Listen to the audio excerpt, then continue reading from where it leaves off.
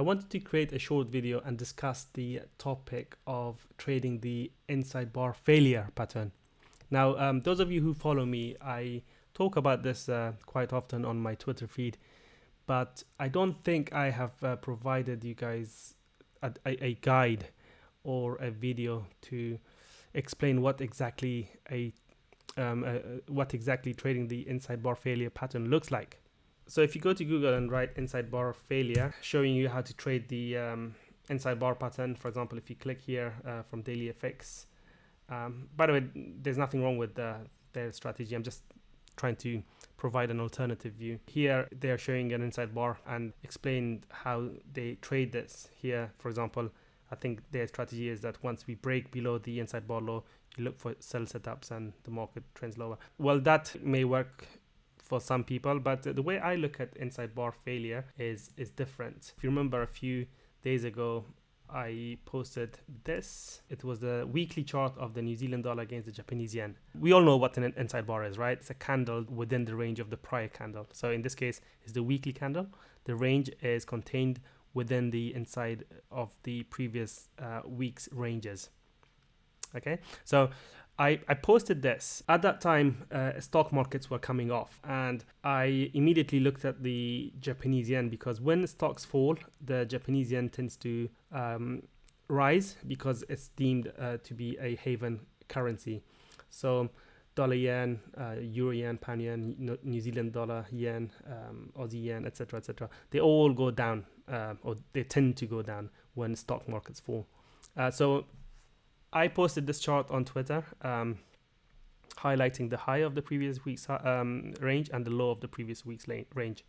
Now, the idea behind the inside bar failure is basically when an inside bar forms, there tends to be liquidity on both sides of the ranges, right? So people who are already selling this, some of those people will have moved their stop loss orders lower to above the high of the previous week, while those who are looking for a bullish breakout because they think this is a bullish candle, they will have placed some buy stop orders above the high of the previous week's range to take advantage of a potential breakout setup. So the failure is therefore when that breakout doesn't work and instead price goes down. With the inside bar, the target is easy to identify because it's literally the liquidity that would be resting on the other side of the inside bar candle. So in this case, it will be the sell stops resting below the previous week's candle from people who were trapped, perhaps from the longs that were trapped, or from sellers looking to sell below the low of that candle to take advantage of a potential breakdown.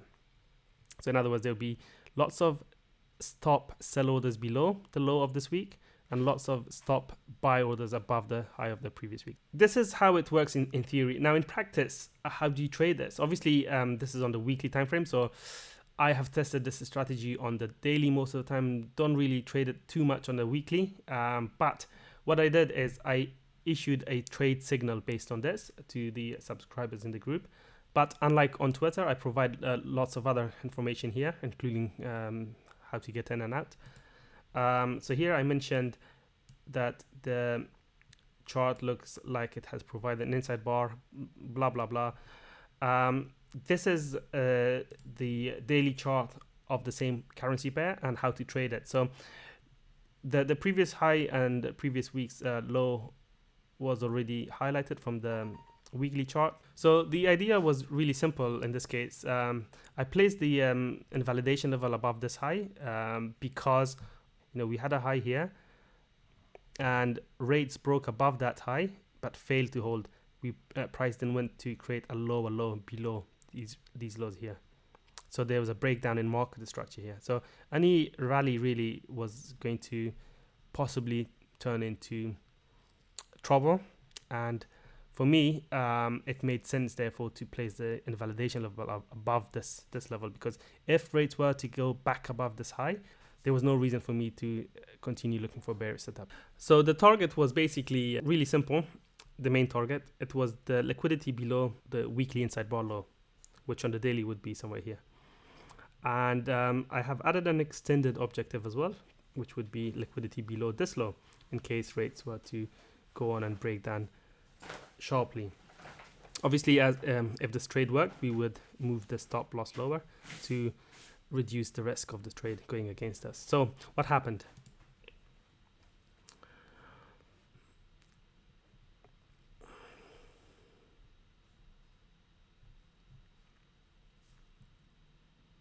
Price started to move down and we moved the invalidation level lower to above the high of this daily bullish candle. The reason I moved it there, not above the most recent high here, is because after rates broke below the low of this bullish candle, there was no reason for it to then go all the way up there if the trend was still bearish. So that was the line in the sand for me at 70.25. And the target was literally hit on the same day, as I will show you in the updated chart right here. What I did then is move the stop loss lower to below the entry for the remainder of the open position in case rates start to go back up. The reason I moved it there is, I'll show you why. It is based on this 2-hour chart.